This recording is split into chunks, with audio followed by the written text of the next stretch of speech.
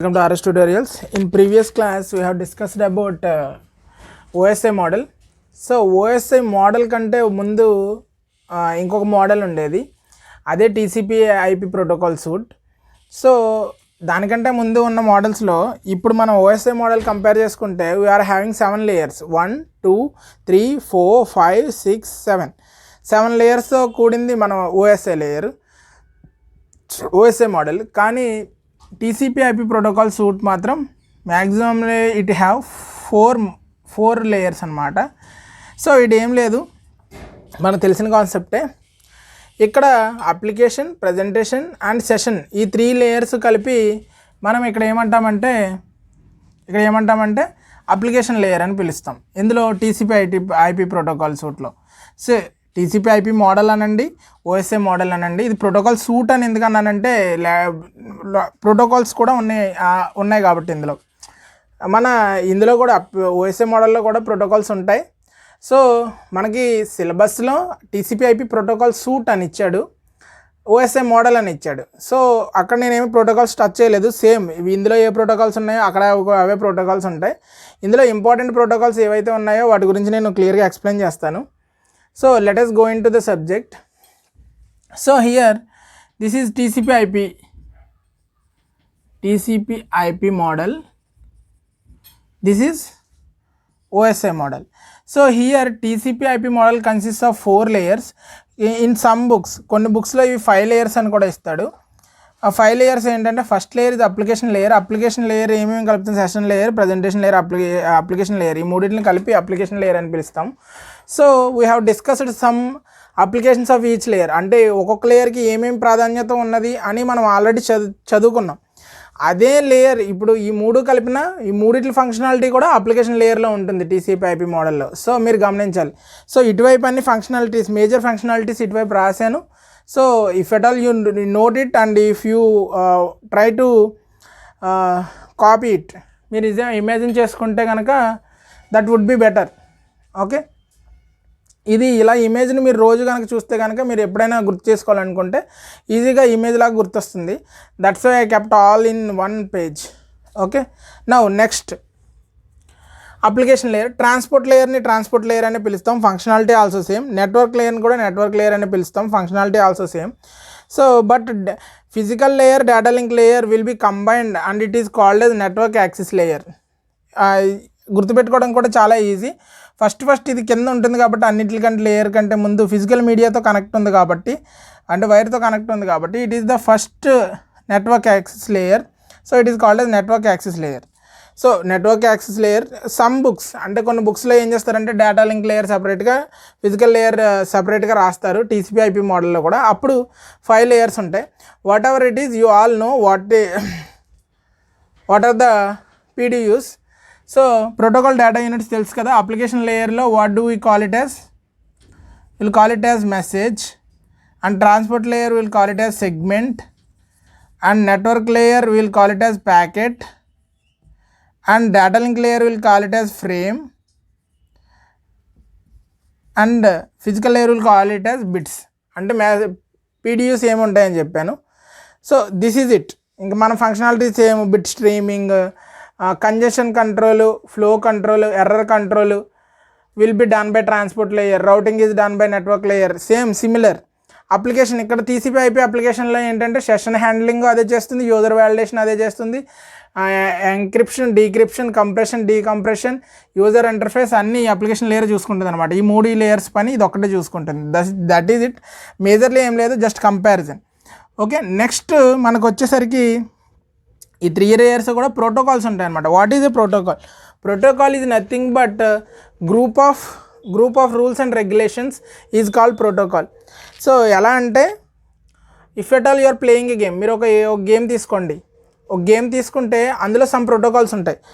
అంటే for suppose అందరికీ తెలిసింది క్రికెట్ తీసుకుందాం, అందరికీ తెలిసింది క్రికెటే కదండి. క్రికెట్ తీసుకుందాం. క్రికెట్లో మన పిచ్ లెంత్ ఎంత ఉండాలి, బాల్ సైజ్ ఎంత ఉండాలి, బాల్ వెయిట్ ఎంత ఉండాలి, బ్యాట్ మ్యాక్సిమం లెంత్ ఎంత ఉండాలి, సో ఒక్క ఓవర్కి ఎన్ని బాల్స్ ఉండాలి, నో బాల్కి ఏంటి ప్రోటోకాల్, వైడ్ బాల్కి ఏంటి protocol. So each and that is ఆ రూల్స్ అండ్ రెగ్యులేషన్ బుక్నే ప్రోటోకాల్ అని పిలుస్తాం. అంటే సెట్ ఆఫ్ రూల్స్, అంటే ఈ అప్లికేషన్ లేయర్ కూడా సమ్ సెట్ ఆఫ్ రూల్స్ మీద వర్క్ చేస్తుంది. That rules are programmed and those rules are called as protocols. ఈ ప్రోటోకాల్స్ డిఫరెంట్ ప్రోటోకాల్స్ ఉంటాయి. ఇవన్నిటికి ఫుల్ ఫామ్స్ ఉంటాయి. సో మనం మేజర్ ఇంపార్టెంట్వే ఎగ్జామ్స్లో అడుగుతాడు, ఇంకా చాలా ఎక్కువ ఉంటాయి, అవన్నీ అవసరం లేదు. So what ever the important one I'll tell you.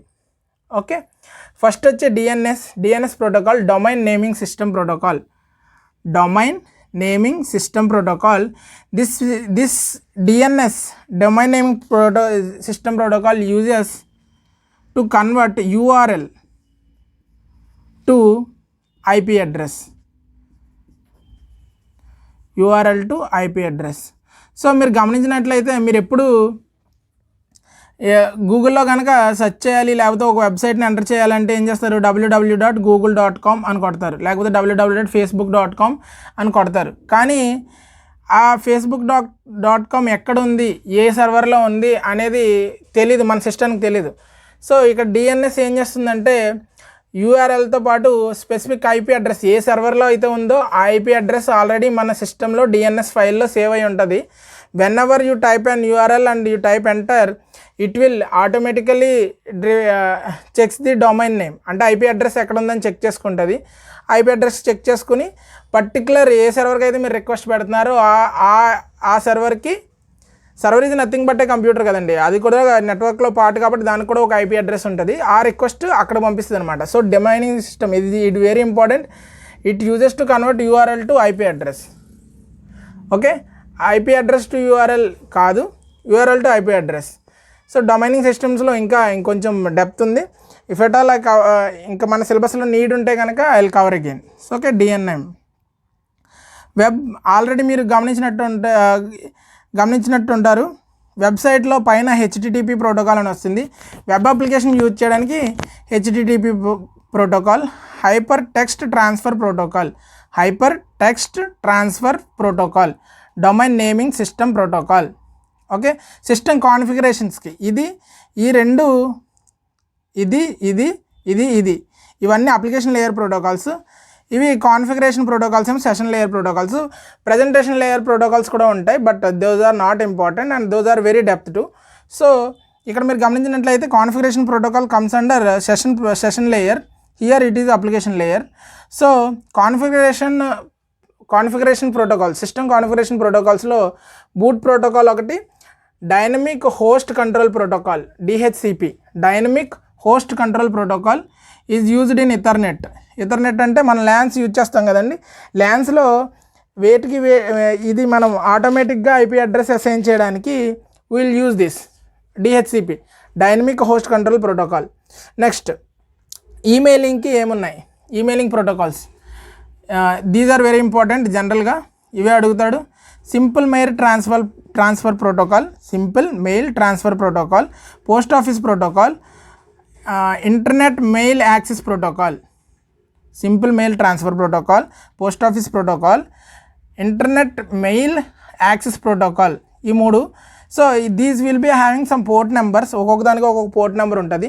I list out all అంటే నేను ఒక లిస్ట్ తయారు చేసి ఏ ప్రోటోకాల్కి ఒక పోర్ట్ నెంబర్ ఉంటుందో I will give you. So port number is nothing but అంటే ఇవన్నీ ఐడెంటిఫై చేయడం కష్టం కాబట్టి system will assign a number to it. ఒక్కో ప్రోటోకాల్కి ఒక నెంబర్ అసైన్ చేస్తుంది, that is called the port number. On the base of the port number it will work. Okay, file transfer వచ్చి file transfer protocol, trivial file transfer protocol. ఫైల్ ట్రాన్స్ఫర్కి వచ్చి ఇవి ఉపయోగిస్తాం, file transfer protocol, trivial file transfer protocol. Okay, next వచ్చి transport layer protocols. ఇప్పుడు application layer protocols అయిపోయినాయి, ఇందులో application layer గురించి మాట్లాడతాను. ఇందులో డిఫరెంట్ లేయర్, ఇది ఒక్కటే, ఈ కాన్ఫిగరేషన్ ప్రోటోకాల్ ఒకటి, సెషన్ ప్రోటోకాల్, మిగతా అన్ని అప్లికేషన్ లేయర్ ప్రోటోకాల్స్. ప్రజెంటేషన్వి లేవు ఇందులో. So UDP TCP, user datagram protocol. It is మనం డీటెయిల్గా ట్రాన్స్పోర్ట్ లేయర్ గురించి చదువుకుంటాం, you will get it then. ఏంటంటే user datagram protocol, transfer control protocol. UDP is connectionless protocol, TCP is connection oriented protocol. అక్కడ వరకు గుర్తుపెట్టుకోండి. మనం ట్రాన్స్పోర్ట్ లేయర్ గురించి ఇందులో ఉన్న ప్రతి లేయర్ గురించి మళ్ళీ ఫస్ట్ నుంచి చదువుకుంటూ వస్తాం. సో అక్కడ మీకు అర్థమవుతుంది. But I'm introducing these protocols to you. కానీ గుర్తుపెట్టుకోవాలండి, ఏదే ప్రోటోకాల్ ఇవి రెండు మాత్రం చాలా ఇంపార్టెంట్. వీటి గురించి చాలా క్వశ్చన్స్ వస్తాయి, కంపల్సరీ గుర్తుపెట్టుకోవాలి. UDP TCP will belong to transport layer protocol అని గుర్తుపెట్టుకోవాలి. Network layer protocol, network address translations. ఇందులో ఇంపార్టెంట్ది ఏంటంటే ఏఆర్పి అండి. ARP is called as address resolution protocol. నెట్లో నెట్వర్క్ అడ్రస్ ట్రాన్స్లేషన్లో టూ ఉన్నాయి, ARP and RARP. So I'll tell you here. So ARP is called as address resolution protocol. ARP is used to convert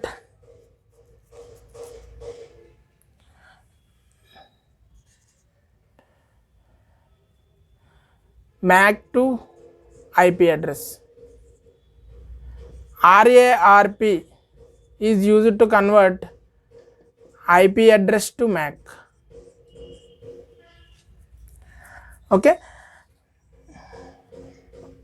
here మీరు గమనించండి, ARP address resolution protocol is used to convert MAC address to IP address. MAC address అంటే చెప్పాను, MAC address is nothing but message authentication code address which is hard coded, that is also called as permanent address to the computer ఇచ్చినప్పుడే మనకు ఒక MAC address ఇస్తాడు, అది permanent అనమాట. ఇది మీ system చెడిపోయేంత వరకు చెడిపోయినా సరే అదే అడ్రస్ MAC అడ్రస్ ఉంటుంది, దానికి ఇంకా చేంజ్ ఉండదు. కానీ IP address to MAC address ఇక్కడ ఎందుకు చేంజ్ చేయాలి అంటే కనుక, so IP address also called yes logical address, MAC address is called yes physical address. ఇలాగ ఇది కాకుండా ఏమని ఇస్తాడంటే ARP is used to convert physical address to logical address అంటాడు, అది కూడా రైట్ అండి. అంటే IP address is logical address, it doesn't exist, will assign logically. But MAC address exist because it is hard coded and is return on the processor chip. అక్కడ mother board మీద MAC address ఉంటుంది. So it is physical address and it is not changeable. IP address can be changeable. Okay, for that sake you will use. Very important, last time question వచ్చింది ఇందులోంచి, very important, గుర్తుపెట్టుకోండి. ఇదొకటి important. Next TCP point to point protocol, Ethernet protocol, interface drivers, data link layer, physical layer. It is network access లేయర్లో Ethernet is very important అండి. Ethernet అంటే మనం LAN use చేస్తున్నాం కదా, LAN is called as Ethernet. This is it about protocol suite. So similar functionalities అండి, nothing to do with TCP IP protocol suite అంటే ఏదో అనుకోవసరం లేదు. So similar functionalities, but there will be having some less number of layers here, similar with the other layers. So routing protocols ivi koncham custom and it continuously changes, so you no need to mug up. So maximum questions eppudu adagaledu. So ICMP, internet control messaging protocol or something. So IP support protocol adagaledu, idi important. ఇది DNS important, TCP UDP important, email protocols important. That's it. Maximum ఇది important, ఇది కూడా important, ఇవి important. Network address translations ఇవి ఇందులోకి వస్తాయండి. ARP RARP ఇవి important, ARP RARP. So ఇక్కడ బ్రిడ్జ్ ఉంది చూడండి, MAC అడ్రస్ ఏమో డేటా లింక్ లేయర్కి చెందుతుంది, నెట్వర్క్ అడ్రస్ IP అడ్రస్ ఏమో నెట్వర్క్ లేయర్ చెందుతుంది. ఒక దాంట్లోకి ఒకటి కన్వర్షన్ కాబట్టి ARPని మిడిల్లో రాశాను, ఇక్కడ RARP కూడా రాసుకోండి మిడిల్లో. అంటే రెండింటికి మధ్యలో ఉంటుంది అనమాట. దాన్ని ఇందులోకి ట్రాన్స్లేట్ చేయడానికి, అందులో ట్రాన్స్లేట్ చేయడానికి. సో నెట్వర్క్ అడ్రస్ ట్రాన్స్లేషన్స్ అంటాం. సో ARP RARP అండి, ఇది RARP. Okay, this is it about TCP IP protocol suite.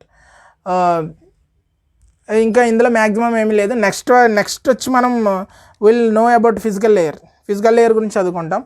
Physical లేయర్లో what is important and next topic వచ్చి transmission media. Let us go into it. Thanks for watching.